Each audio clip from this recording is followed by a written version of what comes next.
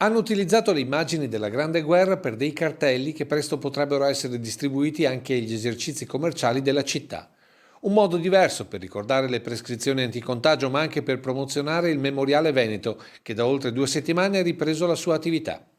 Sta andando bene, nei nostri weekend insomma, di riapertura abbiamo raggiunto tra il memoriale e il museo civico circa un centinaio di presenze, per cui siamo molto contenti insomma, di questa riapertura. Ecco, chi è che è tornato a vedere le mostre?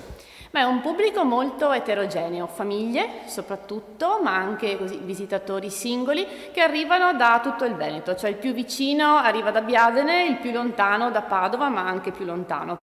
Ora la nuova sfida dei musei montebellunesi si chiama Centri Estivi.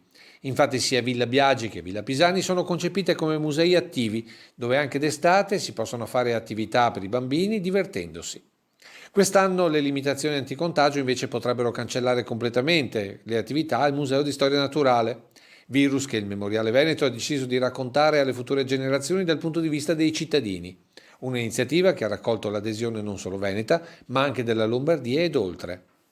Siamo a circa una cinquantina di partecipanti, anche se stamattina ci è arrivata la notizia di alcuni circoli Hauser della Brianza che vorrebbero appunto collaborare a questo progetto per mandare una loro testimonianza. Quindi tra italiani all'estero, tra persone che arrivano veramente dai 4 angoli dell'Italia, stiamo veramente avendo un bel riscontro con l'obiettivo di dare insomma, un segnale su quella che è stata la nostra esperienza. E noi siamo partite proprio da queste persone comuni perché sono quelle che tendono poi nel corso della storia proprio a sparire.